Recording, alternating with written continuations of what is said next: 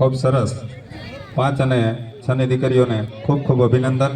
ત્યાર પછી 2 અને 3 ના અમારા નાના ઢીંગલાઓ છે હજુ બાકી રહી ગયા છે, એટલે એને આપણે પછી લઈએ. પેલા આંગણવાડી વાળાને જે નાની ઢીંગલીઓ છે એને કંઈક રજૂ કરવું છે.